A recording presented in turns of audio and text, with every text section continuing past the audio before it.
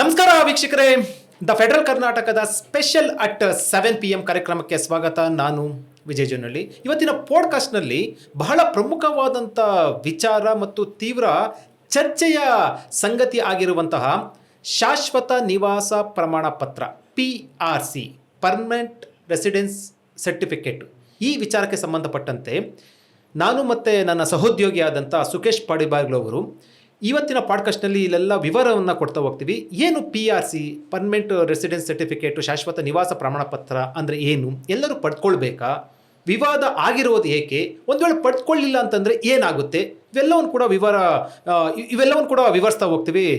Welcome Sukhesh Padibaglu. Thank you Vijay ಅವರೇ. ಅಂದರೆ ಕಳೆದ ಒಂದು ವಾರದಿಂದ ಈ ಶಾಶ್ವತ ನಿವಾಸ ಪ್ರಮಾಣ ಪತ್ರ ರಾಜ್ಯದಲ್ಲಿ ಈ ಸಾಕಷ್ಟು ಚರ್ಚೆ ವಿಚಾರ ಆಗಿರುವಂಥದ್ದು. ಅಂದರೆ SIR ಎಷ್ಟು ಚರ್ಚೆ ಆಗ್ತದೆಯೋ ಅಷ್ಟೇ ಚರ್ಚೆ ಈ ಆಗ್ತಾ ಇರುವಂಥದ್ದು. ಅದಕ್ಕೆ ನಾನಾ ರೀತಿಯ ಕಾರಣ ಇರುವಂಥದ್ದು. ಅದು ಒಂದು ವಿವಾದ ಮತ್ತು ರಾಜಕೀಯ ಚರ್ಚೆ ಒಂದು ಕಡೆ ಆದರೆ, ಈಗ ಬಹಳ ಪ್ರಮುಖವಾಗಿ ಈ PRC ಅಂದರೆ ಶಾಶ್ವತ ನಿವಾಸ ಪ್ರಮಾಣ ಪತ್ರ ಏನು, ಇದನ್ನ ಯಾಕೆ ಪಡ್ಕೊಳ್ಬೇಕು, ಯಾರು ಪಡ್ಕೊಳ್ಬೇಕು, ಇವೆಲ್ಲವೂ ಕೂಡ ಜನಸಾಮಾನ್ಯರಿಗೆ ಒಂದು ಕುತೂಹಲ ಇರುವಂಥದ್ದು. PRC ಅಂದರೆ ಏನು, ಅಥವಾ ಅದನ್ನ ಯಾಕೆ ಪಡ್ಕೊಳ್ಬೇಕು, ಯಾರು ಪಡ್ಕೊಳ್ಬೇಕು, ಇದರ ವಿವರ ಕೊಡೋದಾದ್ರೆ. ಈಗ ವಿಜಯ್ ಅವರ ಒಂದು ಪ್ರಮುಖ ಸಂಗತಿ ನಾವಿಲ್ಲಿ ತಿಳ್ಕೋಬೇಕಾಗಿರೋದು, ಇದು ಮುನ್ನೆಲೆಗೆ ಬಂದಿದ್ದು SIR ಕಾರಣಕ್ಕೆ, ಅದಂತೂ ಖಾತ್ರಿ. ಯಾಕಂದ್ರೆ ಇದೊಂದು ಕಾಂಗ್ರೆಸ್ ಸರ್ಕಾರದ, ಕರ್ನಾಟಕದಲ್ಲಿ ಆಡಳಿತದಲ್ಲಿರುವ ಆಡಳಿತಾರೂಢ ಕಾಂಗ್ರೆಸ್ ಸರ್ಕಾರ ಇದ್ದು DK ಶಿವಕುಮಾರ್ ನೇತೃತ್ವದ CM ಆಗಿದ್ದಾರೆ. ಅವರ ನೇತೃತ್ವದ ಸರ್ಕಾರದ ಒಂದು ಯೋಜನೆ, ಅದು ಕಾಂಗ್ರೆಸ್ ಪಕ್ಕಾ ಯೋಜನೆ. ಯಾಕಂದ್ರೆ PRC ಸರ್ಟಿಫಿಕೇಟ್ ಕೊಡೋದು ಇದೇ ಮೊದಲಲ್ಲ, ಈ ಹಿಂದೆಯೂ ಕೊಡ್ತಾ ಇದ್ರು. ಕಂದಾಯ ಇಲಾಖೆ ಮೂಲಕ ಇದನ್ನ ವಿತರಣೆ ಮಾಡ್ತಾ ಇದ್ರು. ಅಂದ್ರೆ ಒಬ್ಬ ವ್ಯಕ್ತಿ ಆ ರಾಜ್ಯದಲ್ಲಿ, ಅಂದ್ರೆ ಆ ರಾಜ್ಯದ ವ್ಯಾಪ್ತಿಗೆ ಅಲ್ಲಿ ಒಂದಿಷ್ಟು ವರ್ಷ, ಇಲ್ಲಿಗೇನೋ ಹೊಸ ರೂಲ್ ಏನು ಹೇಳಿದ್ರು ಕರೆಕ್ಟ್ ಗೊತ್ತಿಲ್ಲ ಎಕ್ಸಾಕ್ಟ್ಲಿ, ನಾನು ನಿಮ್ಮ ಕಡೆನೇ ಕೇಳ್ತೀನಿ. ಆಮೇಲೆ ಆ ಒಂದು ವರ್ಷ ಇಷ್ಟು ಟೈಮಲ್ಲಿ ಅವರು ಇದ್ರೆ ಅವರಿಗೆ ಡೊಮಿಸೈಲ್ ಸರ್ಟಿಫಿಕೇಟ್, ಅಂದ್ರೆ ಅವರು ಆ ಪ್ರದೇಶದಲ್ಲಿ ಇಷ್ಟು ವರ್ಷ ಜೀವನ ಮಾಡ್ತಿದ್ರು ಅನ್ನುವಂತಹ ಒಂದು ದಾಖಲೆಯನ್ನು ಕೊಡುವ ಹಕ್ಕು ರಾಜ್ಯ ಸರ್ಕಾರಕ್ಕಿದೆ. ಆ ಹಕ್ಕನ್ನು ಬಳಸ್ಕೊಂಡು, ಅದು ಸಂವಿಧಾನದ 7ನೇ ಅನುಸೂಚಿಯಲ್ಲೇನೋ ಬರುತ್ತೆ, ಅದು ಆ ಒಂದು ಹಕ್ಕು ರಾಜ್ಯ ಸರ್ಕಾರಕ್ಕಿದೆ. ಆ ಹಕ್ಕನ್ನು ಬಳಸ್ಕೊಂಡು ಏನು ಮಾಡ್ತಿದೆ ಅಂದರೆ ರಾಜ್ಯ ಸರ್ಕಾರ ಈಗ SIRಗೆ ದಾಖಲೆ ಇಲ್ಲದವರಿಗೆ ದಾಖಲೆ ಕೊಡಬೇಕನ್ನೋ ಉದ್ದೇಶವನ್ನು ಇದನ್ನು ಅಭಿಯಾನ ರೀತಿಯಲ್ಲಿ ಮಾಡ್ತಾ ಇದೆ. ಅಂದರೆ ಇವತ್ತು ಈಗ ಜುಲೈ 20 ಸೋಮವಾರ ಮಧ್ಯಾಹ್ನ ಅದಕ್ಕೆ CM DK ಶಿವಕುಮಾರ್ ಅವರು ಚಾಲನೆ ಕೊಟ್ಟರು. ಚಾಲನೆ ಕೊಡುವ ಮೂಲಕ ಏನು ಮಾಡ್ತಾರೆ ಅಂದರೆ ಆ ಒಂದು ವಿತರಣೆಯ ಕಾರ್ಯವನ್ನು ಪ್ರಗತಿಯಲ್ಲಿ, ಅಂದರೆ ಅತಿ ವೇಗದಲ್ಲಿ ಮಾಡುವ ಒಂದು, ಮತ್ತೆ ಮನೆ ಮನೆಗೆ ತಲುಪಿಸುವಂಥ ಒಂದು ಯೋಜನೆ ಸರ್ಕಾರದ್ದು. ಇದರ ಮೂಲ ಉದ್ದೇಶನೇ ಅವನು ಹೇಳಿದಂಗೆ SIR ಯಾಕೆ ಅಂದರೆ, ಈಗ SIR ಪ್ರಕ್ರಿಯೆ BLOಗಳು ಮನೆ ಮನೆಗೆ ಹೋಗುವಂಥ ಪ್ರಕ್ರಿಯೆಗಳು ನಡೀತಾ ಇದೆ. 29 ಮುಗಿಬೇಕಾಗಿದೆ, ಮತ್ತೊಂದು 10 ದಿನ ಎಕ್ಸ್ಟೆಂಡ್ ಆಗಿದೆ, 9 ತನಕೆಲ್ಲ ಹೋಗುತ್ತೆ. ಅದು ಮುಗಿದ ತಕ್ಷಣ ಏನಾಗುತ್ತೆ ಅಂದರೆ ಡಾಕ್ಯುಮೆಂಟ್ ವೆರಿಫಿಕೇಶನ್. ಈಗ ಬರೀ ಡಾಕ್ಯುಮೆಂಟ್ ಕೊಡೋ ಪ್ರಕ್ರಿಯೆ ಏನಿಲ್ಲ ಈಗ SIR ಅಲ್ಲಿ. ಜಸ್ಟ್ ನಾವು ಫಿಲ್ ಮಾಡ್ಕೊಂಡು ಹೋಗ್ತಾ ಇದ್ವಿ, BLOಗೆ ಹೋಗುತ್ತೆ. BLOಗೆ ಡೌಟ್ ಬಂದಾಗ ಏನು ಕೇಳ್ತಾನೆ ಅಂದರೆ ನೋಟಿಸ್ ಕೊಡ್ತಾನೆ. ಅದೊಂದು ಪ್ರಕ್ರಿಯೆ ಇದೆ SIR ಅಲ್ಲಿ. ಅಂದರೆ ಇನ್ನು ಇದು ದಾಖಲೆ ಸರಿ ಇಲ್ಲ, ನಿನ್ನ ವಾಸ ಸ್ಥಳ ಸರಿ ಇಲ್ಲ, ನೀನು ಆ ಟೈಮಲ್ಲಿ ಎಲ್ಲಿದ್ದೆ 2002ರಲ್ಲಿ SIR ಆದಾಗ ನೀನು ಎಲ್ಲಿದ್ಯಾ, ನೀನು ಈಗ ಎಲ್ಲಿದ್ಯಾ, ಈ ಥರದ ಕೆಲವು ದಾಖಲೆಗಳನ್ನು ಕೇಳ್ತಾರೆ. ಅಂಥ ಸಂದರ್ಭದಲ್ಲಿ ಅವರು ನಾನು ಈಗ ಈ ರಾಜ್ಯದ ನಿವಾಸಿಯಾಗಿದ್ದೆ ಅಂತಲೂ ಆ ವ್ಯಕ್ತಿ ದಾಖಲೆಗಳನ್ನು ಕೊಡಬಹುದು. ಸಾಕಷ್ಟು ಮಂದಿ ಹತ್ರ ಕೆಲವು ದಾಖಲೆಗಳಿರೋದಿಲ್ಲ. ಆ ದಾಖಲೆಗಳು ಇಲ್ಲದವ್ರು ಏನು ಮಾಡ್ಬೋದು ಅಂದರೆ, ಈ ಸರ್ಕಾರ ಈ ಹೊಸ ಅಭಿಯಾನದಲ್ಲಿ ಮಾಡ್ತಾ ಇದೆಯಲ್ಲ, ಈ ದಾಖಲೆ ಕೊಡುವ PRC ಕೊಡುವ ಯೋಜನೆ ಇದೆಯಲ್ಲ, ಅದರ ಮೂಲಕ ಅರ್ಜಿ ಸಲ್ಲಿಸಿ ನಾನು ಕರ್ನಾಟಕದಲ್ಲಿ ಇಷ್ಟು ಕಾಲ ವಾಸ ಇದ್ದೇನೆ ಅಂತ ಒಂದು ದಾಖಲೆಯನ್ನು ಕಂದಾಯ ಇಲಾಖೆಯಿಂದ ಸರ್ಟಿಫಿಕೇಟ್ ಪಡ್ಕೊಂಡು ಆ ಸರ್ಟಿಫಿಕೇಟನ್ನು BLOಗಳು ಕೊಟ್ಟರೆ ಅದನ್ನು ಅವರು ಅಧಿಕೃತಗೊಳಿಸ್ತಾರೆ. ಅಂದರೆ ಅಲ್ಲೊಂದು ಕ್ವಶನ್ ಬಂದಿರುತ್ತೆ ನೋಡಿ, ನೋಟಿಸ್ ಬಂದಿರುತ್ತಲ್ಲ, ಆಮೇಲೆ ಅವರು ಕ್ಲಿಯರ್ ಆಗುತ್ತೆ. ಯಾಕಂದರೆ ಈ ಒಂದು ದಾಖಲೆ, ಈ ಪರ್ಮನೆಂಟ್ ರೆಸಿಡೆನ್ಸ್ ಸರ್ಟಿಫಿಕೇಟ್ ಏನಿದೆಯೋ ಅದು SIR ಪ್ರಕ್ರಿಯೆಗೆ ಮಾನ್ಯ ಮಾಡಬೇಕಾದ ಹಲವು ದಾಖಲೆಗಳಲ್ಲಿ ಒಂದು. ಹೀಗಾಗಿ ರಾಜ್ಯ ಸರ್ಕಾರ ಅದನ್ನು ಮುಂದುವರಿಸಿದ ವಿಚಾರ. ಈ ವಿಚಾರ ಈಗ ನೀವು ಅಲ್ಲಿಗೆ ಫೀಲ್ಡಲ್ಲಿ ಇವತ್ತು ಹೋಗಿ ಬಂದ್ರಿ. ಈಗ ಸರ್ಕಾರ ಈ ಬಾರಿ ಈಗ ದಾಖಲೆಗಳನ್ನು ಕೊಡೋದಕ್ಕೆ ಏನೇನು ಕ್ರೈಟೀರಿಯಾ ಇಟ್ಟಿದೆ ಅಂತ ನಮ್ಮ ವೀಕ್ಷಕರು, ಶಾಶ್ವತ ನಿವಾಸ ಪ್ರಮಾಣ ಪತ್ರ ವಿಚಾರಕ್ಕೆ ಇವತ್ತು ಚಾಲನೆ ಕೊಟ್ಟಿರುವಂಥದ್ದು ಅಂದರೆ ಮುಖ್ಯಮಂತ್ರಿಗಳು ಇಲ್ಲಿ ಶಾಶ್ವತ ನಿವಾಸ ಪ್ರಮಾಣ ಪತ್ರ ನೀಡುವ ಸಂಬಂಧಪಟ್ಟಂತೆ ಅರ್ಹತೆ ಮತ್ತು ಏನೇನೆಲ್ಲ ಇರಬೇಕು ಅನ್ನುವಂಥದ್ದು, ಎಕ್ಸಾಕ್ಟ್ ಅರ್ಹತೆ ಮತ್ತು ಏನೇನೆಲ್ಲ ಶಾಶ್ವತ ಪ್ರಮಾಣ ಪತ್ರ ನೀಡಬೇಕಾದ್ರೆ ಈ ಒಂದು ಪ್ರಾಧಿಕಾರ ರಚನೆ ಮಾಡುತ್ತೆ, ಅವು ಏನೇನೆಲ್ಲ ಗಮನಿಸಬೇಕು ಅನ್ನುವಂಥದ್ದು ಕೂಡ ಒಂದು ಗೈಡ್ಲೈನ್ಸ್ ಅನ್ನ ರಿಲೀಸ್ ಮಾಡಿರುತ್ತದೆ. ಅದರ ಪ್ರಕಾರ ಕರ್ನಾಟಕದಲ್ಲಿ ಜನನ ಅರ್ಜಿದಾರರು ಕರ್ನಾಟಕದಲ್ಲಿರುವಂಥವರು ಕೂಡ ಅಲ್ಲಿ ಜನನಾಗಿರಬೇಕು, ಮತ್ತು ಸಾಮಾನ್ಯ ವಾಸಸ್ಥಳ ಅರ್ಜಿದಾರರು ಅಥವಾ ಅವರ ತಂದೆ ತಾಯಿ ಅಥವಾ ಕಾನೂನುಬದ್ಧ ಪಾಲಕರು ಕರ್ನಾಟಕದಲ್ಲಿ ಸತತವಾಗಿ ಕಂಟಿನ್ಯೂಸ್ ಆಗಿ 10 ವರ್ಷ ವಾಸವಾಗಿರ್ಬೇಕು. ಅಂದ್ರೆ ನಿಮಗೆ 4 ವರ್ಷ ಬೇರೆ ಕಡೆ ಹೋಗಿ ಇಲ್ಲ 2 ವರ್ಷ ಆ ರೀತಿ ಅಲ್ಲ, ಒಂದೇ 10 ವರ್ಷ ಕಂಟಿನ್ಯೂಸ್ ಆಗಿ ವಾಸ ಇರಬೇಕು. ಮತ್ತು ಶಿಕ್ಷಣ ಅರ್ಜಿದಾರರು ಅಂದ್ರೆ ನಿಮಗೆ ಶೈಕ್ಷಣಿಕವಾಗಿ ಅರ್ಜಿದಾರರು ಕೂಡ ಸಲ್ಲಿಸುವಂತ ಸಂದರ್ಭದಲ್ಲಿ ಈ ವಾಸ ಈ ಶಾಶ್ವತ ವಾಸ ಪ್ರಮಾಣ ಪತ್ರಕ್ಕೆ ಅದರಲ್ಲಿ ಮಾನ್ಯತೆ ಪಡೆದ ಶಿಕ್ಷಣ ಸಂಸ್ಥೆಗಳಲ್ಲಿ ಅಂದ್ರೆ ಕರ್ನಾಟಕದಲ್ಲಿ ಮಾನ್ಯತೆ ಪಡೆದ ಶಿಕ್ಷಣ ಸಂಸ್ಥೆಗಳಲ್ಲಿ ದ್ವಿತೀಯ PU ತರಗತಿ ಅಥವಾ ತತ್ಸಮಾನ ಹಂತದವರಿಗೆ ಕನಿಷ್ಠ 10 ವರ್ಷ ಶೈಕ್ಷಣಿಕ ವರ್ಷಗಳ ಕಾಲ ವ್ಯಾಸಂಗ ಮಾಡಿರಬೇಕು. ಮತ್ತು ವಸತಿ ಆಸ್ತಿ ಅರ್ಜಿದಾರರು ಅಂದ್ರೆ ನಿಮಗೆ ವಸತಿ ಆಸ್ತಿ ಅರ್ಜಿದಾರರು ಅವ್ರು ಕೊಡ್ಬೇಕಾದ್ರೆ ಅವರು ಕುಟುಂಬದವರು ಅಥವಾ ಕರ್ನಾಟಕದಲ್ಲಿ ವಸತಿ ಅಥವಾ ಇತರೆ ಸ್ಥಿರಾಸ್ತಿಯ ಮಾಲೀಕತ್ವವನ್ನು ಹೊಂದಿರಬೇಕು ಅಥವಾ ಕಾನೂನುಬದ್ಧವಾದ ವಾರಸುದಾರರಾಗಿರಬೇಕು. ನಿಮ್ ಕರ್ನಾಟಕ ಸಂಬಂಧಪಟ್ಟಂತೆ ಯಾವುದೋ ಕೂಡ ಒಂದು ಮನೆ ಹೊಂದಿರುವಂತದ್ದು ಅಥವಾ ಆಸ್ತಿ ಹೊಂದಿರುವಂತದ್ದು, ತೆರಿಗೆ ಟ್ಯಾಕ್ಸ್ ಕಟ್ಟುವಂಥದ್ದು. ಮತ್ತು ಸರ್ಕಾರ ಸಾರ್ವಜನಿಕ ಸೇವೆ ಅರ್ಜಿದಾರರು ಅಂದ್ರೆ ನಿಮಗೆ ಸರ್ಕಾರ ಅಧಿಕಾರಿ ಹೊಂದಿರುವಂತರು ಅಥವಾ ನಿಮ್ಗೆ ಸೋಷಿಯಲ್ ಸೇವೆ ಹೊಂದಿರುವಂತರು ಅವ್ರು ಏನಾದ್ರು ಕೂಡ ನಿಮ್ಗೆ ಈ ಅರ್ಜಿಯನ್ನು ಸಲ್ಲಿಸಬೇಕಂತಂದ್ರೆ ಅವರ ತಂದೆ ತಾಯಿಯು ಕರ್ನಾಟಕ ರಾಜ್ಯ ಸರ್ಕಾರ, ಸ್ಥಳೀಯ ಸಂಸ್ಥೆ ಅಥವಾ ಸಾರ್ವಜನಿಕ ಸಂಸ್ಥೆಗಳಲ್ಲಿ ಗಣನೀಯವಾಗಿ ಸೇವೆಯನ್ನ ಸಲ್ಲಿಸಿರಬೇಕು. ಮತ್ತು ವಿವಾಹ ಅರ್ಜಿದಾರರು ಆ ಒಂದು ಮೆನ್ಷನ್ ಮಾಡಿರುವಂತದ್ದು ಅಲ್ಲಿ ಅರ್ಜಿ ಕೊಡ್ಬೇಕಂದ್ರೆ ಕರ್ನಾಟಕದಲ್ಲಿ ವಾಸಿಸುವ ವ್ಯಕ್ತಿಯನ್ನು ವಿವಾಹವಾಗಿದ್ದು ರಾಜ್ಯದಲ್ಲಿ ವಾಸ ಇರಬೇಕು. ಇದು ಮಹಿಳೆಗೆ ಅನ್ವಯಿಸುತ್ತೆ. ಮತ್ತು ಇತರೆ ಪುರಾವೆಗಳು ಅಂತ ಒಂದು ಲಾಸ್ಟ್ ಒಂದು ಮೆನ್ಷನ್ ಮಾಡಿದೆ, ಇತರೆ ಪುರಾವೆಗಳು ಅಂತ. ಅದರಲ್ಲಿ ಕರ್ನಾಟಕವೇ ಅರ್ಜಿದಾರರ ಪ್ರಮುಖ ಹಾಗೂ ಶಾಶ್ವತ ವಾಸ ಸ್ಥಳವಾಗಿದೆ ಎಂಬುದನ್ನು ದೃಢೀಕರಿಸುವ ಯಾವುದೇ ವಿಶ್ವಾಸಾರ್ಹ ದಾಖಲಾತಿ, ವಿದ್ಯುನ್ಮಾನ, ಮೌಖಿಕ ಸಾಕ್ಷ್ಯ, ಇದು ಬಹಳ ಪ್ರಮುಖ ಇರುವಂತದ್ದು. ಇತರ ಏನೋದ್ರಲ್ಲಿ ನಿಮ್ಗೆ ಕರ್ನಾಟಕದಲ್ಲಿ ಅವನು ವಾಸಿಸುತ್ತಾನೆ, ಇವಾಗ ನಾನು ಒಂದು ಇದಕ್ಕೆ ಸಂಬಂಧಪಟ್ಟಂತ ಅರ್ಜಿ ಸಲ್ಲಿಸ್ತಾನೆ, ಬೇರೆ ಯಾವುದು ಕೂಡ ಉಳಿದ ಮೇಲೆ ಯಾವುದು ಕೂಡ ದಾಖಲೆ ಇರೋದಿಲ್ಲ ಅಂತ ಇಟ್ಕೊಳ್ಳಿ. ಅಥವಾ ನಾನು ಕರ್ನಾಟಕದಲ್ಲೇ ವಾಸ ಸ್ಥಳವಾಗಿದೆ ಅನ್ನೋದಕ್ಕೆ ದೃಢೀಕರಿಸೋದಕ್ಕೆ ಯಾವುದೇ ವಿಶ್ವಾಸಾರ್ಹ ಒಂದು ದಾಖಲಾತಿ ಅಂದ್ರೆ ವಿಶ್ವಾಸ ನಿಮ್ಗೆ ಅದನ್ನ ಪ್ರಾಧಿಕಾರ ಇರುತ್ತಲ್ವಾ ಅದಕ್ಕೆ ವಿಶ್ವಾಸ ಬರಬೇಕು. ಆ ನಿಟ್ಟಿನಲ್ಲಿ ಒಂದು ದಾಖಲೆ. ಇವಾಗ ನಿಮ್ಗೆ 10 ವರ್ಷದಿಂದ ನಿಮ್ಗೆ ಬೇರೆ ಏನು ವೋಟರ್ ಐಡಿನೇ ಹೊಂದಿರೋದಿಲ್ಲ ಅಥವಾ ಮನೆಯದು ಒಂದು ಕರೆಂಟ್ ಬಿಲ್ ಹೊಂದಿರುತ್ತೆ, ಸೊ ಅಥವಾ ವೋಟರ್ ಐಡಿನೇ ಹೊಂದಿರುತ್ತಾನೆ, ಮನೆ ಇರೋದಿಲ್ಲ, ಅದು ಸಾಕಾಗುತ್ತೆ. ಈ ತರದ್ದು ಇರುವಂತದ್ದು. ಮತ್ತು ವಿದ್ಯುನ್ಮಾನ ಮೌಖಿಕ ಸಾಕ್ಷ್ಯ. ವಿದ್ಯುನ್ಮಾನ ಮೌಖಿಕ ಸಾಕ್ಷ್ಯ ಅಂತಂದ್ರೆ ಇದು ಬಹಳ ಇಂಟ್ರೆಸ್ಟಿಂಗ್ ಇರುವಂತದ್ದು.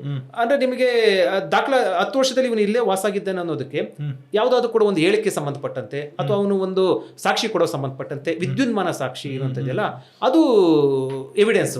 ಸೊ ಇದು ಇಷ್ಟು ಅಂಶವನ್ನ ಇಟ್ಟಿರುವಂತದ್ದು. ಇದು ಬಹಳ ಇಂಟ್ರೆಸ್ಟಿಂಗ್ ವಿಚಾರ. ಮತ್ತೆ ಈ ಅಂಶಗಳಲ್ಲಿ ನಿಮ್ ಕರ್ನಾಟಕದಲ್ಲಿ ವಾಸಿಸುವಂತ ವ್ಯಕ್ತಿ ವಾಸ ದೃಢೀಕರಣ ತೆಗೆದುಕೊಳ್ಬೇಕಂದ್ರೆ ಅಂದ್ರೆ ಶಾಶ್ವತ ನಿವಾಸ ಪ್ರಮಾಣ ಪತ್ರ ತೆಗೆದುಕೊಳ್ಬೇಕಂದ್ರೆ ಬಹುಶಃ ಕಷ್ಟ ಏನಾಗೋದಿಲ್ಲ, ಎಲ್ಲರಿಗೂ ಕೂಡ ಸಿಗುವಂತ ಸಾಧ್ಯತೆ ಇರುತ್ತಲ್ವ ಈ ಒಂದೆಲ್ಲ ಮಾನದಂಡಗಳು ನೋಡೋದಾದ್ರೆ ಏನಿಸುತ್ತೆ? ಹೌದು.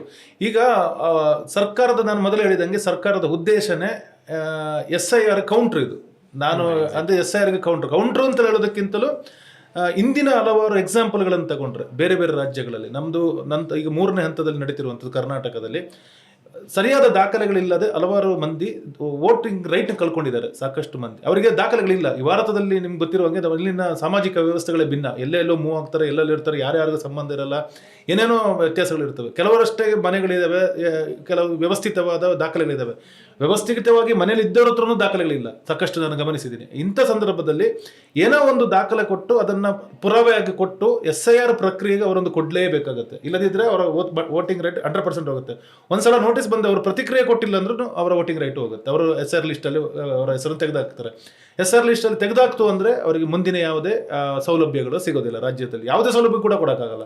ರಾಜ್ಯ ಸರ್ಕಾರದ, ಕೇಂದ್ರದ ಬಿಡಿ, ರಾಜ್ಯ ಸರ್ಕಾರದ ಸೌಲಭ್ಯ ಕೂಡ ಕೊಡೋಕ್ಕಾಗಲ್ಲ. ಇಂಥ ಸಂದರ್ಭದಲ್ಲಿ ಏನು ಮಾಡಿದೆ ಅಂದರೆ ಕಾಂಗ್ರೆಸ್ ಅದನ್ನು ಕ್ಲಿಯರ್ ಕಟ್ ಆಗಿ ಅವ್ರಿಗೆ ಏನಾದ್ರು ಒಂದು ದಾಖಲೆ ಕೊಟ್ಟು ಅವರು ವೋಟ್ ಉಳಿಸಬೇಕು ಅನ್ನುವಂಥ ಒಂದು ಯೋಚನೆ ಮಾಡಿದೆ. ಇಲ್ಲಿ ನಾವು ಸ್ಪೆಸಿಫಿಕ್ ಆಗಿ ನಾವು ನೋಡಬೇಕಾಗಿರೋದು ಇದು ಪೌರತ್ವ ದಾಖಲೆಯೋ ಅಥವಾ ಬರೀ ದಾಖಲೆ ಅನ್ನುವಂಥದ್ದು ಮಾತ್ರ ಸ್ಪೆಸಿಫಿಕ್ ಆಗಿ ನಾವು ಎರಡು ನೀಟಾಗಿ ನೋಡಬೇಕಾಗಿರೋದು. 100% ಪೌರತ್ವ ದಾಖಲೆ ಅಲ್ಲ. ಸ್ಟೇಟ್ ಗೌರ್ಮೆಂಟಿಗೆ ಆ ರೈಟ್ ಇಲ್ಲ ಪೌರತ್ವ ದಾಖಲೆಯನ್ನು ಕೊಡುವಂಥ. ಇಲ್ಲಿ ಗೊಂದಲ ಇದೆ ಜನರಿಗೆ. ನನಗೆ ಇದೊಂದು ಸಿಟಿಸನ್ಶಿಪ್ ರೈಟ್ ಇದು ಕೊಟ್ಟಿದ್ದಂಗೆ. ಈಗ ಇಂಡಿಯಾದಲ್ಲಿ ಎಷ್ಟರ ಮಟ್ಟಿಗೆ ಪೌರತ್ವ ದಾಖಲೆ ಯಾವುದೂ ಇಲ್ಲ ಸದ್ಯಕ್ಕೆ. ಇತ್ತೀಚಿನ ಪಾಸ್ಪೋರ್ಟ್ ಕೂಡ ಅಲ್ಲ ಅಂತ ಹೇಳಿದ ಮೇಲೆ ಅದು ಕೂಡ ಇಲ್ಲ. ಬಟ್ ಸ್ಟಿಲ್ ಕೆಲವ್ರಿಗೆ ಗೊಂದಲ ಇದೆ, ಪೌರತ್ವ ದಾಖಲೆ ಆಗ ಸ್ಟೇಟ್ ಗೌರ್ಮೆಂಟ್ ಕೊಟ್ಟು ಅಲ್ಲ, ಅದು ಜಸ್ಟ್ ದಾಖಲೆ. ನೀವು ಇಲ್ಲಿ ಇದ್ದೀರಿ, ಇಷ್ಟು ವರ್ಷದಿಂದ ಇಲ್ಲಿ ಇದ್ದೀರಿ ಅನ್ನೋದಕ್ಕೆ ಮತ್ತು SIR ಆ ಸಂದರ್ಭದಲ್ಲಿ ಕೊಡೋಕ್ಕೆ ಇರುವಂಥ ಒಂದು ದಾಖಲೆ ಬಿಟ್ಟರೆ ಪೌರತ್ವ ದಾಖಲೆ ಅಲ್ಲ. ಪೌರತ್ವ ದಾಖಲೆಯ ಕೊಡುವಂಥದ್ದು ಅಥವಾ ಅದನ್ನು ಮಾನ್ಯ ಮಾಡುವಂಥ ಏಕೈಕ ಅಧಿಕಾರ ಇರೋದು ಕೇಂದ್ರ ಸರ್ಕಾರಕ್ಕೆ. ಇಲ್ಲಿ ಸ್ಟೇಟ್ ಗೌರ್ಮೆಂಟ್ ಜಸ್ಟ್ ಅವರಿಗೊಂದು ಅಧಿಕಾರ, ನೀನು ಕಂದಾಯ ಇಲಾಖೆ, ಕಂದಾಯ ಕ್ಲಿಯರ್ ಕಟ್ಟಾಗಿ ಕಂದಾಯ ಇಲಾಖೆ ಮೂಲಕ, ಇದು ಬೇರೆ ಯಾವ ಇಲಾಖೆನೂ ಅಲ್ಲ, ಅದಕ್ಕೆ ಯಾವುದೋ ಆಂತರಿಕ ಭದ್ರತೆ ಯಾವುದೂ ಅಲ್ಲ, ಜಸ್ಟ್ ಕಂದಾಯ ಇಲಾಖೆ ಮೂಲಕ ಇವನು ಇಷ್ಟು ದಿನ ವಾಸ, ನೀವು ಹೇಳಿದ್ರಲ್ಲ ಕೆಲವು ದಾಖಲೆಗಳು ಹೇಳಿದ್ರಲ್ಲ, ಅಂದರೆ ಇವನು ಇಲ್ಲಿದ್ದ ವಿದ್ಯುನ್ಮಾನವಾಗಿ ಏನೋ ಒಂದು ಗೀಟರು ಈ ಥರದ ಸಂಗತಿಗಳೆಲ್ಲ ಸೇರಿಸಿ ಅವನು ಇದ್ದಾನೆ ಅನ್ನುವಂಥದ್ದು ಮಾತ್ರ ಕೊಡ್ತಾರೆ ವಿಜಯ್. ಈಗ ವಿಜಯ್ ಅವರ ಒಂದು ಸಂಗತಿ ನನಗೆ ಗಮನಿಸಬೇಕು. ಈಗ ನಾನು ಹೇಳಿದ್ದೆ ಕ್ಲಿಯರ್ ಕಟ್ ಎರಡು ಹೇಳಿದ್ನಲ್ಲ, ಸ್ಟೇಟ್ ಸೆಂಟರ್ ಅಂತ ಪದ ಬಳಸಿ ಹೇಳಿದೆ. ಕರ್ನಾಟಕದಲ್ಲಿ ಇದು ಪೊಲಿಟಿಸೈಸ್ ಆಗಿದೆ, ಅಂದ್ರೆ ರಾಜಕೀಯವಾಗಿ ಇದು ತಿರುವು ಪಡೆದಿದೆ. ಅದು ಒಂದು ವಿರೋಧ ಕೂಡ ಇದೆ ಈ ರೀತಿ ಕೊಡೋದಕ್ಕೆ. ಯಾವ ರೀತಿ ಅಂತ ನಮಗೆ ಒಂದು ವಿವರಿಸಿದ್ರೆ ಸುಖೇಶ್, ಈಗ ಹಿಂದೆ ರಾಜ್ಯದಲ್ಲಿ ಮುಂಚಿನಲ್ಲೂ ಕೂಡ ನಿವಾಸಿ ಪ್ರಮಾಣ ಪತ್ರ ಅಂತ ಕೊಡ್ತಾ ಇದ್ರು. ಹೌದು. ಶಾಶ್ವತ ನಿವಾಸ ಪ್ರಮಾಣ ಪತ್ರ ಅಂತ ಈಗ ಅದು SIR ಮಾಡುವಂತ ಸಂದರ್ಭದಲ್ಲಿ ಬಂದಿದ್ದು ಇದು ರಾಜಕೀಯ ಸ್ವರೂಪ ತೆಗೆದುಕೊಳ್ಳಕ್ಕೆ ಕಾರಣ ಆಗಿರುವಂಥದ್ದು. ಅಂದ್ರೆ ನಿಮ್ಗೆ ನೇರವಾಗಿ ಹೇಳ್ಬೇಕಂದ್ರೆ ಬಿಜೆಪಿಯ ಮುಖಂಡರ ಮತ್ತು ಬಿಜೆಪಿ ನಾಯಕರ ಆರೋಪಗಳು ಅದು ಎಷ್ಟರ ಮಟ್ಟಿಗೆ ಅಂದ್ರೆ ನಿಮ್ಗೆ ರಾಜಭವನಕ್ಕೂ ಹೋಗಿ ಕೇಂದ್ರ ಸಚಿವರು ಕೂಡ ಇದನ್ನ ಪತ್ರಿಕಾಗೋಷ್ಠಿ ನಡೆಸಿ ಶಾಶ್ವತ ನಿವಾಸ ಪ್ರಮಾಣ ಪತ್ರವನ್ನ ರಾಜ್ಯ ಸರ್ಕಾರ ಕೊಡಬಾರ್ದು, ಕೊಡಕ್ಕೆ ಹಕ್ಕಿಲ್ಲ ಅಂತ ಹೇಳಿರುವಂಥದ್ದು. ಇದು ಯಾಕೆ ಇದು ರಾಜಕೀಯ ಸ್ವರೂಪ ಅಥವಾ ಬಿಜೆಪಿ ನಾಯಕರಿಗೆ ಯಾಕೆ ಆತಂಕ ಅನ್ನೋದಾದ್ರೆ, ಅವರ ಒಂದು ಮಾತುಗಳ ಮೂಲಕ ಹೇಳೋದಾದ್ರೆ ಅಥವಾ ಅವರು ಹೇಳಿಕೆ ಕೊಟ್ಟಂತ ಅದನ್ನ ನಾವು ಗಮನಿಸಿ ಹೇಳೋದಾದ್ರೆ, ಈಗ SIR ಮಾಡ್ತಾ ಇದ್ದಾರೆ, ನೇರವಾಗಿ ಅವರೊಂದು ಆರೋಪ ಇರುವಂಥದ್ದು ಒಂದು ಅಂಶ ಇರುವಂಥದ್ದು. ಅಂದ್ರೆ ಈ SIR ಮಾಡಿದ ನಂತರ ಒಂದು ಅಕ್ರಮ ಬಾಂಗ್ಲಾದವರು ಯಾರು ವಾಸ ಇದ್ದಾರೆ ಅವರು ಹೊರಗಡೆ ಹೋಗ್ತಾರೆ. ಇದರಲ್ಲಿ SIR ಅಂದ್ರೆ SIR ನಿಂದ ಅವರು ಹೊರಗಡೆ ಹೋಗ್ತಾರೆ ಅಂತ ಅದು ಒಂದು ಭಾಗ. ಜೊತೆಗೆ ಇನ್ನೊಂದು ಆತಂಕ ಇರೋದೇನೆಂದ್ರೆ, ಅಂದ್ರೆ ಒಂದು ಸಮುದಾಯ, ನೇರವಾಗಿ ಹೇಳ್ಬೇಕಂದ್ರೆ ಮುಸ್ಲಿಂ ಸಮುದಾಯ ಮತಗಳು ಇದರಲ್ಲಿ ನಿಮಗೆ ಏನು ಬಹಳ ಪ್ರಮಾಣದ ಹೊಡೆತ ಬೀಳುತ್ತೆ ಅನ್ನುವಂಥ ಆತಂಕ ಕಾಂಗ್ರೆಸ್ ಅಲ್ಲಿ ಇರುತ್ತೆ. ಅಂದ್ರೆ ಮುಸ್ಲಿಂ ಸಮುದಾಯಕ್ಕೆ SIR ನ ಪ್ರಕ್ರಿಯೆ ಮೂಲಕ ಮುಸ್ಲಿಂ ಸಮುದಾಯದ ಮತಗಳು ನಿಮಗೆ ಕಡಿಮೆ ಆಗುತ್ತೆ ಅಥವಾ ಮುಸ್ಲಿಂ ಸಮುದಾಯ ಮತಗಳು ಇದರಿಂದ ಹೊರ ಉಳಿಯುತ್ತೆ ಅಥವಾ ಮುಸ್ಲಿಂ ಸಮುದಾಯಕ್ಕೆ ಇದರಿಂದ ಹೊಡೆತ ಬೀಳುತ್ತೆ ಈ ಏನು SIR ನಿಂದ ಇರುವಂಥದ್ದು. ಈ ಆತಂಕ ಯಾವಾಗ ಬಂದಿದೆ ಅಂತಂದ್ರೆ, ಇಂದಿನ ಬೇರೆ ಬೇರೆ ರಾಜ್ಯ, ವೆಸ್ಟ್ ಬೆಂಗಾಲು ಮತ್ತೆ ನಿಮ್ಮ ತಮಿಳುನಾಡು, ಇಲ್ಲ ಅದು ವಿಶೇಷವಾಗಿ ವೆಸ್ಟ್ ಬೆಂಗಾಲಲ್ಲಿ ಆದಂಥ SIR ಹಿನ್ನೆಲೆಯಲ್ಲಿ ಆ ಆತಂಕ ಈಗ ಕಾಂಗ್ರೆಸ್ ನಾಯಕರಿಗೆ ಬಂದಿರೋದು. ಅವ್ರಿಗೆ ಒಂದೇ ನೇರವಾಗಿ ಇವರ ಒಂದು ಇಂಟೆನ್ಷನ್ ಅಥವಾ ಉದ್ದೇಶ ಏನಂತಂದ್ರೆ, ಒಂದು ಪ್ರಮಾಣ ಪತ್ರ ಕೇಳಿದ್ದಾರೆ, ಏನು ಶಾಶ್ವತ ನಿವಾಸ ಪ್ರಮಾಣ ಪತ್ರ. ನಿಮ್ಗೆ SIR ನಲ್ಲಿ ಒಂದು ವೇಳೆ ನಾಳೆ ಒಂದು ವೇಳೆ ಇಲ್ಲ ನಿಮಗೆ ಈ ದಾಖಲೆ ಇಲ್ಲ, ನಿಮಗೆ ನಿಮ್ಮನ್ನ ನಾವು SIR ದೂರ ಇಡ್ತೀವಿ ಅಂತ ಹೇಳೋದಾದ್ರೆ, ಆಗ ನಾವು ಶಾಶ್ವತ ನಿವಾಸ ಪ್ರಮಾಣ ಪತ್ರ ಕೊಡಿ, SIR ಕೊಡಿದ್ದೆ. ಆಗ ಇಕ್ಕಟ್ಟಿಗೆ ಸಿಲುಕುವಂಥದ್ದು ಚುನಾವಣಾ ಆಯೋಗ ಸಿಲುಕುತ್ತೆ. ಸೊ ಅದು ಬಿಜೆಪಿಗೆ ಇರುವಂತ ಆತಂಕ. ಅದು ನಿಮ್ಗೆ ಲೀಗಲ್ ಆಗಿ ಎಷ್ಟು ಮಟ್ಟಿಗೆ ಇರುತ್ತೆ ಬಿಡುತ್ತೆ ಸೆಕೆಂಡ್ರಿ ಆ ಆತಂಕ. ಆಗ ನಿಮ್ಗೆ ಚುನಾವಣಾ ಆಯೋಗದವರೆಗೂ ಶಾಶ್ವತ ನಿವಾಸ ಪ್ರಮಾಣ ಪತ್ರ ಕೊಟ್ಟಾಗ ಅವ್ರು ನಿಮ್ಗೆ ಹೆಂಗೆ ನಿಮ್ಗೆ ಹೊರಗಡೆ ಉಳಿಯಕ್ಕೆ ಸಾಧ್ಯ ಇದೆ, ನಾವು ಕರ್ನಾಟಕದವ್ರು ಮತದಾರರು ಅಲ್ಲ ಅಂತ ಹೇಳಕ್ಕೆ ಹೆಂಗೆ ಸಾಧ್ಯ ಇದೆ? ಈ ಆತಂಕ ಹಿನ್ನೆಲೆಯಲ್ಲಿ ಬಿಜೆಪಿಗೆ ಒಂದು ರೀತಿಯಲ್ಲಿ ಅದು ಭಯ ಶುರುವಾಗಿರುವಂಥದ್ದು. ಆ ನಿಟ್ಟಿನಲ್ಲಿ ಈಗ ರಾಜಭವನ ಕೂಡ ಹೋಗಿರುವಂಥದ್ದು. ಆದರೆ ಇದು ಕರ್ನಾಟಕ ಸರ್ಕಾರಕ್ಕೆ ಇರುವಂತಹ ಅಧಿಕಾರವನ್ನು ಬಳಸಿ ಈಗ ಶಾಶ್ವತ ನಿವಾಸ ಪ್ರಮಾಣ ಪತ್ರವನ್ನು ಕೊಡ್ತಾ ಇರುವಂಥದ್ದು ಓನ್ಲಿ ಫಾರ್, ನೀವು ಹೇಳಿದ ರೀತಿಯಲ್ಲಿ ಕೂಡ ಇದು ಒಂದು ದೃಢೀಕರಣ ಪತ್ರ ಮಾತ್ರ ಇರುವಂಥದ್ದು, ಯಾವುದೇ ಪೌರತ್ವ ಇಲ್ಲ. ಇದು ಸಂಪೂರ್ಣವಾಗಿ SIR ಮಾಡ್ತಿರುವಂತ ಹಿನ್ನೆಲೆಯಲ್ಲಿ ಮುಂಜಾಗೃತ ಕ್ರಮವಾಗಿ, ಎಕ್ಸಾಕ್ಟ್ ಆಗಿ ಹೇಳ್ಬೇಕಂದ್ರೆ ಮುಂಜಾಗೃತ ಕ್ರಮವಾಗಿ ಶಾಶ್ವತ ನಿವಾಸ ಪ್ರಮಾಣ ಪತ್ರವನ್ನು ಕೊಡ್ತಾ ಇರುವಂಥದ್ದು. ಯಾರೂ ಕೂಡ ವೋಟರ್ ಲಿಸ್ಟ್ ಇಂದ ಹೊರಗಡೆ ಉಳಿಬಾರ್ದು ಅಥವಾ ಹೊರಗಡೆ ಉಳಿಯುವಂತ ಏನಾದ್ರು ಕೂಡ ಬೇರೆ ರೀತಿಯ ಏನಾದ್ರು ಕೂಡ ಆದ್ರೆ ಅದಕ್ಕೆ ಕೌಂಟರ್ ಅನ್ನೋ ನಿಟ್ಟಿನಲ್ಲಿ ಕೂಡ ಶಾಶ್ವತ ನಿವಾಸ ಪ್ರಮಾಣ ಪತ್ರವನ್ನು ಕೊಡ್ತಾ ಇದು ರಾಜಕೀಯ ಸ್ವರೂಪ ತೆಗೆದುಕೊಂಡಿರುವಂತದ್ದು. ಸುಖೇಶ್, ಈಗ ವಿಜಯ, ನೀವು ಹೇಳೋದಿದ್ರೆ ಪೂರಕವಾಗಿ ನಾನೊಂದು ಮಾತು ಹೇಳ್ತೀನಿ. ಇಲ್ಲಿ ಬಿಜೆಪಿ ನಾಯಕರಿಗೆ ಒಂದು ಆತಂಕ ಇದೆ. ವಾಸ್ತವದಲ್ಲಿ ಕೇಂದ್ರ ಸರ್ಕಾರದ್ದಾಗ್ಲಿ ಚುನಾವಣಾ ಆಯೋಗದಲ್ಲಿ ನೇರ ಉದ್ದೇಶ ವಲಸಿಗರು ಅಂತ ಹೇಳ್ತಾರೆ. ಪ್ರಮುಖವಾಗಿ ಬಾಂಗ್ಲಾ, ನೀವು ಆಗಲೇ ಹೇಳಿದಿರಿ, ಬಾಂಗ್ಲಾ ವಲಸಿಗರು ಅನ್ನುವಂಥ ಒಂದು ಕಾನ್ಸೆಪ್ಟ್ ಅನ್ನು ಇಟ್ಕೊಂಡಿದ್ದಾರೆ. ಅಂದ್ರೆ ದೇಶಕ್ಕಿಂತ ಹೊರಗಿರೋರು ಸಾಕಷ್ಟು ಮಂದಿ ಇನ್ನು ನುಡಿಸ್ಲಿಕೊಂಡು ಬಂದಿದ್ದಾರೆ. ಮೊದಲು ಈ ಗಡಿ ವಿಚಾರಕ್ಕೆ ಬಂದಾಗ ಮೊದಲು ಬಿಜೆಪಿ ಅಥವಾ NDA ಬರೋದಕ್ಕಿಂತ ಮೊದಲು ಇಷ್ಟರ ಮಟ್ಟಿಗೆ ತೀವ್ರಗತಿಯಾಗಿ ಇರಲಿಲ್ಲ. ಹಾಗಾಗಿ ಅಲ್ಲಿನ ಮೂಲ ಉದ್ದೇಶನ ಅವ್ರದ್ದು, ಅಂದ್ರೆ ಹೊರಗಿನವರನ್ನ ಆಚೆ ಇಡಬೇಕು, ಅವರು ಬಂದಿಲ್ಲ ಕಾರ್ಬಾರ್ ಮಾಡ್ತಾರೆ. ಇದಕ್ಕೊಂದು ಪೂರಕವಾಗಿ ಒಂದು ಅನುಮಾನ ಬರುವಂತದ್ದು. ಒಂದು ಈಗ ಸುಖೇಶ್, ಈಗ 10 ವರ್ಷದಿಂದ ಇಲ್ಲಿ ಯಾವುದೋ ದಾಖಲೆ ಕೊಟ್ಟು ಅಂತ ಹೇಳಿದಾರಲ್ವಾ, ಒಂದು ಆರ್ಗ್ಯುಮೆಂಟ್ಗೆ ಅಥವಾ ಒಂದು ಚರ್ಚೆ ನೋಡೋದಾದ್ರೆ, ಈ ನಿಮ್ಗೆ ಒಂದು ವೇಳೆ ಇಲ್ಲಿ ಅಕ್ರಮವಾಗಿ ವಲಸಿರುವಂತವರು ಅಥವಾ ಇಲ್ಲಿ ಮತದಾರ ಅಥವಾ ಕರ್ನಾಟಕದಲ್ಲಿ ನಿಮಗೆ ಮತದಾರ ಅಲ್ಲದವರು ಈ ಒಂದು ದಾಖಲೆನ ಇಟ್ಕೊಂಡವರು ಅವರು 10 ವರ್ಷದಲ್ಲಿ ಇದೀವಿ ಅಂತ ಪ್ರೂವ್ ಮಾಡಕ್ ಅಷ್ಟೇನಾಗುತ್ತಾ? ಈಗ ನಿಮ್ಗೆ 10 ವರ್ಷದಿಂದ ಇರುವಂತವ್ರು ನಿಮ್ಗೆ ನಮ್ಮ ಮನೆ ವಾಸ ಸ್ಥಳ ಇದೆ ಅಥವಾ ನಮ್ದು ಕರೆಂಟ್ ಬಿಲ್ ಇದೆ ಕೊಟ್ರೆ ಅದೊಂದ್ ರೀತಿ ಮಿಸ್ಯೂಸ್ ಆಗುವಂತ ಸಾಧ್ಯತೆ ಇಲ್ವಂತ ಅನ್ಸಲ್ಲ? ಇದೇ ಗೊಂದಲ ಕ್ಲಿಯರ್ ಆಗಿರುವಂತದ್ದು. ಬಿಜೆಪಿ ಕೇಳಿದ್ರು ಕೂಡ ಇದೇ ಪ್ರಶ್ನೆನ. ಅಂದ್ರೆ ಈಗ ಎಲ್ಲಿಂದನೋ ಬಂದಿರ್ತಾನೆ, 10 ವರ್ಷ ಇರೋ ದೊಡ್ಡ ಸಂಗತಿ ಅಲ್ಲ. ಯಾಕಂದ್ರೆ ನುಸುಳು ಒಂದು ವ್ಯವಸ್ಥೆ, ನುಸುಳುಕೊಂಡು ಬರುವಂತ ಒಂದು ಪದ್ಧತಿ ಈಗ ಶುರುವಾಗಿದ್ದಲ್ಲ, ಸ್ವಾತಂತ್ರ್ಯ ನಂತರ 47ರಿಂದನೇ ಆರಂಭ ಆಗಿದೆ. ಬಾಂಗ್ಲಾದಿಂದ ಬಂದು ನಾವು ಕೆಲವು ಎಕ್ಸಾಂಪಲ್ ನೋಡೋದಿದ್ರೆ ಎಷ್ಟೋ ಜನ ಬಂದು ಇಲ್ಲಿ ಪಾಸ್ಪೋರ್ಟ್ ಮಾಡ್ಕೊಂಡು ಹೋಗಿರೋ ಪ್ರಕರಣ, ಪೊಲೀಸ್ ಪ್ರಕರಣ ದಾಖಲಾಗಿದೆ ಬೆಂಗಳೂರಿನಿಂದಲೇ. ಇಲ್ಲಿ ಬಂದು ಆಧಾರ್ ಕಾರ್ಡ್ ಮಾಡಿ, ಇಲ್ಲಿ ಆ ಆಧಾರ್ ಕಾರ್ಡ್ ಮೂಲಕ ಪಾಸ್ಪೋರ್ಟ್ ಮಾಡಿ ಬೆಂಗಳೂರು ಅಡ್ರೆಸ್ ಇಂದನೇ ದುಬೈಗೆ ಹಾರಿರುವಂತಹ ಪ್ರಕರಣಗಳು ಪೊಲೀಸರು ಭೇದಿಸಿದ್ದಾರೆ ಅಂತ ಪ್ರಕರಣಗಳು ದಾಖಲಾಗಿವೆ. ನಮ್ಮ ರಾಜ್ಯದ ಕ್ರೈಮ್ ಇದರಲ್ಲಿ ದಾಖಲಾಗಿಯೇ ಇದೆ. ಆ ಹಿನ್ನೆಲೆಯಲ್ಲಿ ಸಾಕಷ್ಟು ಬಂದು ವಶಕ್ಕೂ ಬಂಧನಕ್ಕೂ ಕೂಡ ಒಳಗಾಗಿ ಇಂತೆಂಥ ಪ್ರಕರಣಗಳು ಇವೆ. ಇಂಥ ಪರಿಸ್ಥಿತಿಯಲ್ಲ 10 ವರ್ಷದಿಂದ ಬಂದು ಇಲ್ಲಿ ಕೂತಿರ್ತಾರೆ. ಈ ಪ್ರಶ್ನೆಯನ್ನ ಬಿಜೆಪಿ ನೇರವಾಗಿ ಎತ್ತುತ್ತಿದೆ. ಯಾಕಂದ್ರೆ ನಮ್ಮ ಉದ್ದೇಶ ಅಂದ್ರೆ ನಮ್ಮ ಮೀನ್ಸ್ ಇಡೀ ಚುನಾವಣಾ ಆಯೋಗದ ಉದ್ದೇಶ ಇದ್ದಿದ್ದೆ ಅವರನ್ನ ಹೊರಕ್ಕಿಡುವಂಥದ್ದು, ಈ ತರ ನುಸುಳುಕೋರರನ್ನ. ಯಾಕಂದ್ರೆ 2002ರ SIR ದಾಖಲೆಯನ್ನು ಯಾಕೆ ಎಕ್ಸಾಕ್ಟ್ಲಿ ಕೇಳ್ತಾ ಇದ್ದಾರೆ ಅಂದ್ರೆ ಇದೇ ಕಾರಣಕ್ಕೆ. 2002ರಲ್ಲಿ SIR ಆಗಿರುವಂಥದ್ದು. ಅಲ್ಲಿನ ಹೆಸರನ್ನು ಮ್ಯಾಪಿಂಗ್ ಮಾಡ್ತಾ ಇದ್ದಾರೆ ನೋಡಿ. Exactly. ಮ್ಯಾಪಿಂಗ್ ಮಾಡ್ತಿದ್ದಾರೆ ಅಲ್ಲಿನ ಕ್ರಮ ಸಂಖ್ಯೆ, ವಿಭಾಗ ಸಂಖ್ಯೆ, ಇದು ಅಲ್ಲಿನ ಕ್ಷೇತ್ರ ಸಂಖ್ಯೆ ಕ್ಷೇತ್ರ ಮರುವಿಂಗಡಣೆ ಆಗಿರ್ಬೋದು, ಆದ್ರೆ ಆ ಕ್ಷೇತ್ರ ಸಂಖ್ಯೆ ಉಳಿದಿದೆ. ಚುನಾವಣಾ ವೆಬ್ಸೈಟ್ ಅಲ್ಲಿ ಇದೆ, ಅದು ಚುನಾವಣಾ ಆಯೋಗದ ವೆಬ್ಸೈಟ್ ಅಲ್ಲಿ ಮಾಹಿತಿ ಇದೆ ಯಾವ ಯಾವ ಕ್ಷೇತ್ರಗಳಿದ್ದು ಗೊತ್ತಿರುತ್ತೆ. ಈಗ ಆ ಟೈಮಲ್ಲಿ 18 ವರ್ಷ ಆದವನು ಓಟ್ ಹಾಕಿರ್ತಾನೆ, 18 ವರ್ಷ ಆದವನು ಓಟ್ ಹಾಕಿರ್ತಾನೆ, ಅಷ್ಟು ನಾಲೆಜ್ ಬಂದಿರುತ್ತೆ ಅವನಿಗೆ. ಅಂದ್ರೆ ಅದನ್ನು ಹುಡುಕುವ ವ್ಯವಸ್ಥೆಯಲ್ಲಿ ಲೋಪಗಳೆಲ್ಲ ಇದಾವೆ, ಅದನ್ನು ಬಡಿಗಿಟ್ಟು ನೋಡೋದಾದ್ರೆ ಅವ್ರು ಕೊಟ್ಟಿದ್ದಾರೆ SIR.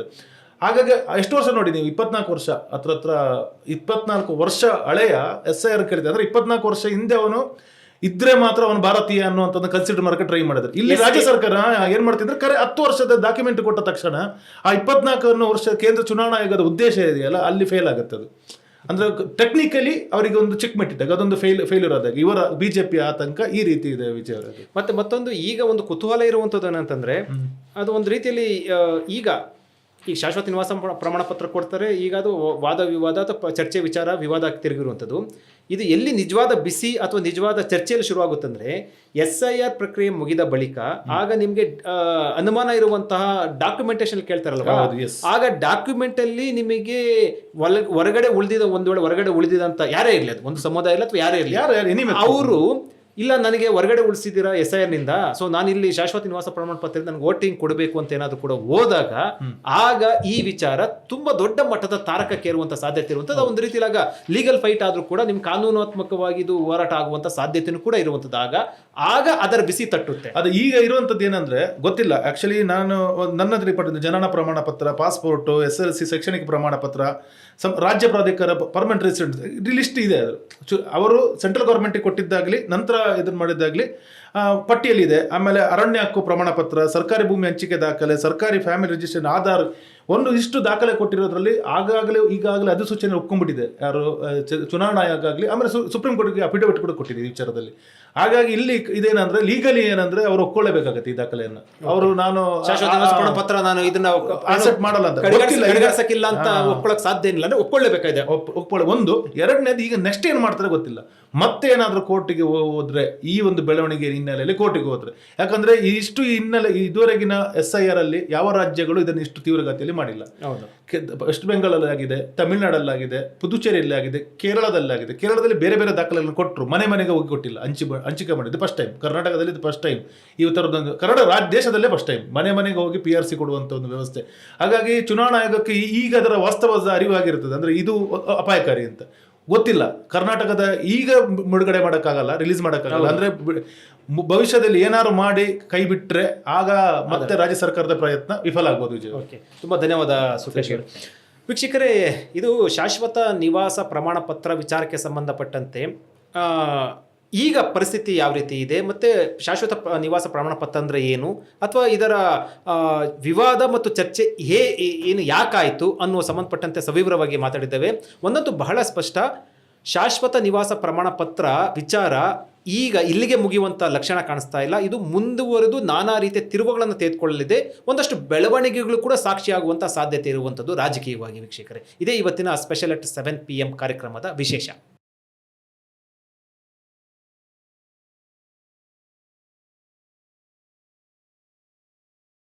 ಹೆಚ್ಚಿನ ಸುದ್ದಿ ಅಪ್ಡೇಟ್ಗೆ ಈಗಲೇ the federal Karnataka YouTube page ಅನ್ನು ಸಬ್ಸ್ಕ್ರೈಬ್ ಮಾಡಿ.